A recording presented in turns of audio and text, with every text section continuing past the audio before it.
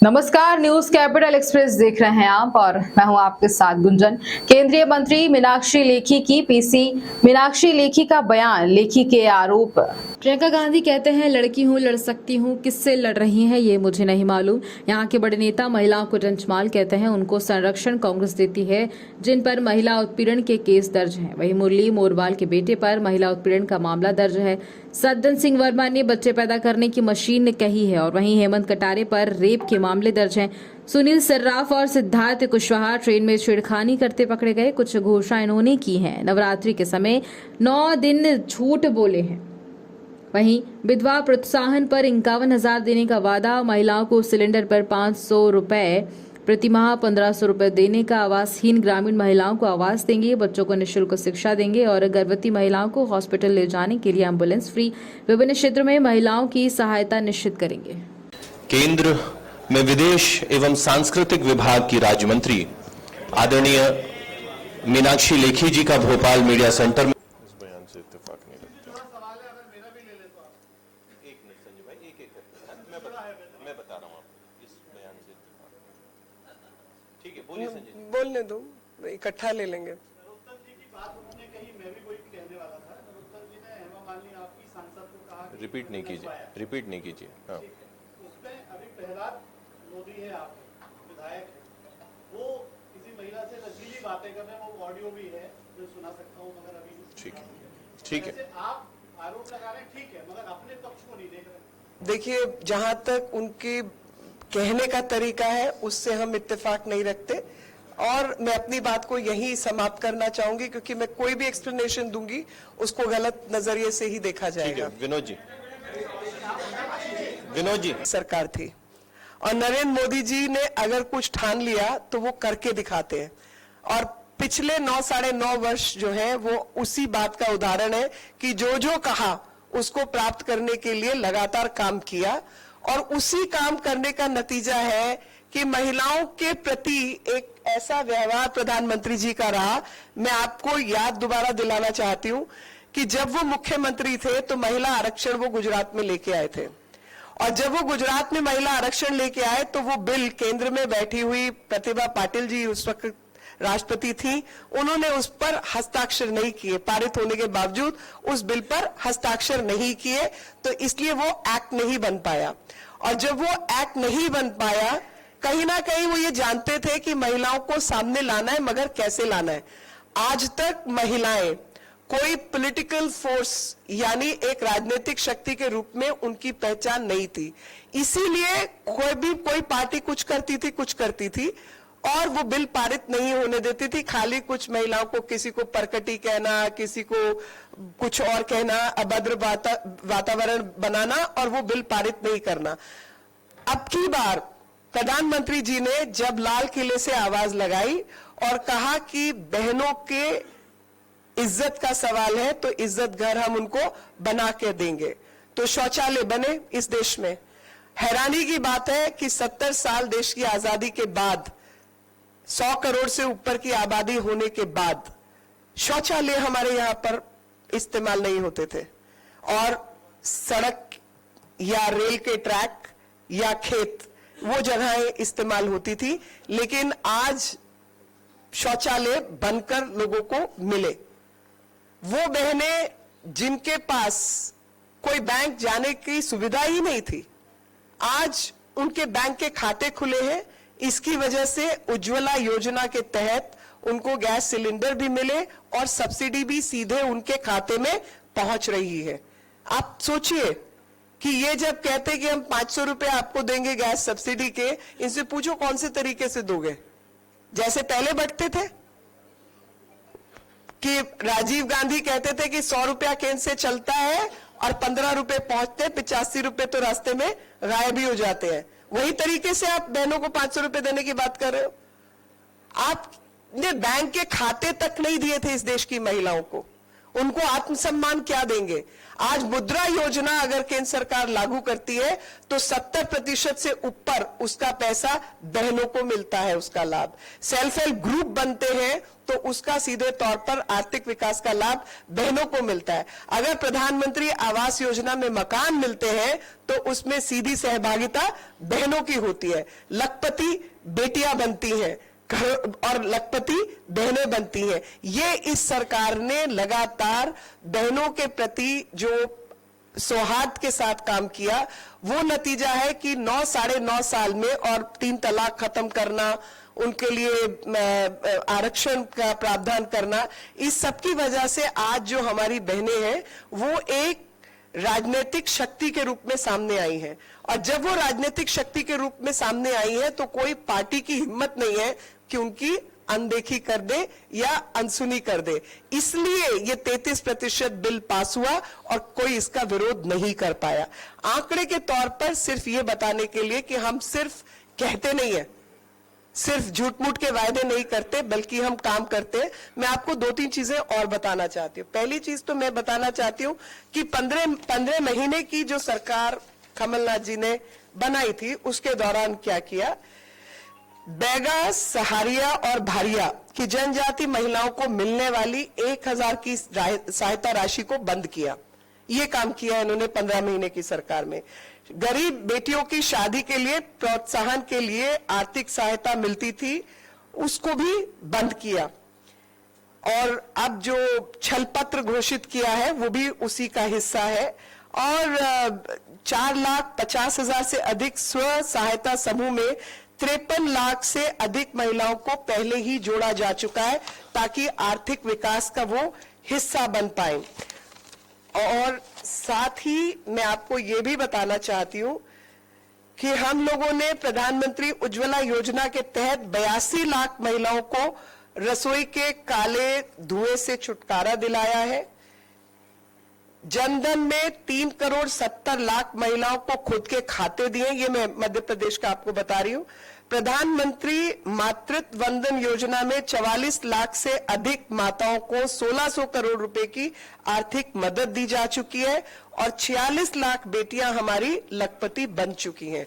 तो ये track record है हमारा काम करने का। और दूसरों का ट्रैक रिकॉर्ड है महिलाओं के प्रति अभद्र वातावरण बनाने का और अभद्र शब्दों के प्रयोग का। तो जो हम कहते हैं वो करते हैं। और सब महिलाएं देश की और खास तौर पे मध्य प्रदेश की, उनके मन में प्रधानमंत्री मोदी जी की तस्वीर है, बहुत गहराई तस्वीर है, क्योंकि सबका भरोसा उन्होंने जीता है उनके लिए काम करके। और आज आंकड़े बताते हैं कि किस प्रकार से ये काम का लाभ डबल इंजन की सरकार ने मध्य प्रदेश को दिया है। अच्छा ना, तुम्हें बोलती हूँ ना, टंचमाल सबको याद है जी, किसने कहा था? दिग्विजय सिंह। अरे आप तो जानते हैं, दिग्विजय सिंह ने बोला था। और अपनी पार्टी के एक नेता के लिए बोला था, वो भी शायद मध्य प्रदेश से ही थी। उनका मेरा ही नाम था। और दूसरी महिला जो टंचमाल और दूसरा क्या आइटम कमलनाथ जी ने बोला था। तो ये तो मैंने नाम नहीं लिया, मुझे कोई लिहाज नहीं है किसी का। खास तौर पे जो लोग अभद्र भाषा प्रयोग करते हैं उनके प्रति कोई लिहाज नहीं है। शेफाली जी, नहीं। शेफाली जी, देखिए ऐसा नहीं होता। क्या होता है, टिकट आप जानते हैं इस बात को कि प्रत्याशी और काबिल प्रत्याशी हमारी पार्टी में बहुत अधिक है। टिकट एक ही को मिलना है। तो असंतोष इस प्रकार का अगर किसी के मन में है तो वो अपनी भावना व्यक्त कर रहा है, लेकिन पार्टी इन बातों से कोई इत्तेफाक नहीं रखती, क्योंकि ना तो यहाँ टिकट बिकता है और ना यहाँ पर कोई तरफदारी करके टिकट दिया जाता है। राजेश जी, बराबरी की बात पे ही है मैम। मैंने आपको क्या समझाया? मैंने आपके माध्यम से सबके बीच में यही बात रखी। आपको क्या लगता है 33% महिलाओं को आरक्षण मिले, ये टंचमाल और आइटम और परकटी और लिपस्टिक बाज ऐसा कहने वाले देने को राजी बैठे थे क्या? नहीं बैठे थे ना, नहीं बैठे थे। लेकिन जब ये बिल संसद में आया तो ये पास कैसे हो गया? वही लोग थे संसद के अंदर, अपोज क्यों नहीं कर पाए? क्योंकि महिला एक ताकत के रूप में, शक्ति के रूप में आज खड़ी है। हमें उसको और सशक्त करना है, और वो सशक्तिकरण पिछले 10 साल में हुआ है, ये बात सबको माननी होगी। और इसीलिए मैं बार बार, आप मेरी बात प्रूव कर रहे हैं, रास्ता लक्ष्य प्राप्ति की और है, लक्ष्य प्राप्त नहीं हुआ है, और हम सब उसी तरफ अग्रसर हैं जहां हम लक्ष्य प्राप्त करें। चलिए, बहुत धन्यवाद। मीनाक्षी जी की फ्लाइट है। बहुत बहुत धन्यवाद। मित्रों, आज की जो प्रेस वार्ता है उसमें मैं कुछ चीजें आपके सामने रखना चाहती हूँ, और मेरे मन में बार बार, मैं बिना नाम लिए कहूँ तो बार बार कुछ बिंदु सामने आते हैं, और खास तौर पे किस प्रकार के लोगों को प्रियंका जी जो कहती है कि मैं लड़की हूं, लड़ सकती हूं, मगर वो किससे लड़ रही है मुझे नहीं मालूम, क्योंकि लड़ाई में महिलाओं का पक्ष जो है वहां कहीं पर अनदेखा किया गया है, और उसमें मैं आपको कुछ उदाहरण देना चाहती हूं। सबसे पहला उदाहरण तो यहाँ पर पूर्व में यहाँ के बड़े नेता जो महिलाओं को टंचमाल कहते हैं, वो आज भी पार्टी में है, और कन्या पूजन की नौटंकी कुछ लोग करते हैं, उनको टिकट दी जाती है जो कि दुष्कर्म में लिप्त है। ऐसे ही कांग्रेस लगातार भ्रमित कर रही है महिलाओं को, मलिन मन से बिना शर्म के उन लोगों को संरक्षण दे रही है जो कि महिला उत्पीड़न में लगातार शामिल है और झूठ बोल रहे हैं। कांग्रेस ने चुनकर महिलाओं के साथ अभद्र व्यवहार करने वालों को टिकट दी। मैं नाम ले दूं? ठीक, आप क्या कहते हैं, नाम ले दूं? अच्छा, बहनों का इशारा इसलिए दे रहे हो तो नहीं, सही में बहनों का इशारा है। मैं नाम नहीं लेना चाह रही थी, मैं इसको जनरलाइज रखना चाहती थी। मुरली मोरवाल जी के बेटे पर महिला उत्पीड़न का मामला दर्ज है। सोनकच्छ से कांग्रेस के उम्मीदवार संजन वर्मा जी ने कहा कि महिलाएं बच्चे पैदा करने की मशीन है। मुल्ताई के सुखदेव फांसे ने कहा कि नाचने गाने वाली है। जबलपुर पश्चिम के प्रत्याशी तरुण भनोट ने महिलाओं को बेवकूफ बताया। गंधवानी से प्रत्याशी उमंग सिंघार ने महिला उत्पीड़न करते हुए उनको रंगे हाथ पकड़े गए। अटेर से प्रत्याशी हेमंत कटारे पर रेप का आरोप दर्ज है, जिसमें युवती ने आत्महत्या कर ली थी। कोतमा से कांग्रेस प्रत्याशी सुनील सराफ और सतना से कांग्रेस प्रत्याशी सिद्धार्थ कुशवाहा ट्रेन में महिलाओं के साथ छेड़खानी करते हुए पकड़े गए। श्योपुर के बाबू जंडेल एक महिला पुलिस अधिकारी से फोन पर गाली गलौज कर रहे थे। परसिया से प्रत्याशी सोहन वाल्मीकि के बेटे आदित्य वाल्मीकि लड़की की अश्लील तस्वीरें वायरल करते हैं। अब आप मुझे बताइए कि ये लोग अगर महिलाओं के लिए कुछ बात कहते हैं, उस पर कोई प्रदेश की महिला या देश की महिला विश्वास करेगी? जिनका ट्रैक रिकॉर्ड ऐसा हो, जिनका इतिहास इस प्रकार का हो, जो इस तरीके की चीजों में संलिप्त हो, महिलाओं का उनके प्रति क्या विचार होने वाला है? तो वापस ठगी के काम में आ गए हैं। और ठग कैसे रहे हैं वो भी मैं आपको बताती हूं। ठग रहे हैं कि इन्होंने कुछ घोषणाएं की हैं, और अपने घोषणा पत्र में खास तौर पे नवरात्रि के समय पर ऐसी घोषणाएं की है कि नवरात्रि पर इन्होंने तय किया कि 9 दिन महिलाओं से झूठ बोलना है, और 9 झूठ लगातार बोले हैं। तो जो ये नवरात्रि के उपलक्ष्य में इन्होंने फिर एक नया घोटाला किया। मैं आपको एक एक घोटाले का डिटेलिंग देना चाहती हूं। पहला झूठ, विधवा प्रोत्साहन हेतु पुनः विवाह पर 1,51,000 रुपए देने का वायदा। भाई साहब, 2 लाख रुपया अभी राज्य की सरकार दे रही है, ये स्कीम लागू है। कांग्रेस महिलाओं को 500 रुपए देगी पर सिलेंडर पर। दूसरा झूठ, क्योंकि इनके टाइम पर तो सिलेंडर ही नहीं मिलते थे। सिलेंडर पर 500 रुपया तो बहुत दूर की बात है। मैं आपको उदाहरण के साथ बताती हूं, 450 रुपया अभी की सरकार दे रही है। और इन्होंने जो आज भी जो पैसा केंद्र सरकार पैसा लौटा रही है, वो इन्हीं का लिया हुआ कर्जा है, गैस और ऑयल के ऊपर, जो आज तक हम लोग लौटा रहे हैं पेट्रोल बॉन्ड के नाम पर। और उस जमाने में मुझे याद है जब हम लोग छोटे थे, यहाँ 2014 के पहले भी यही स्थिति थी कि गैस का कनेक्शन लेने के लिए पूरे देश भर में जितना शहर थे, शहर के बाहर गैस का कनेक्शन नहीं था।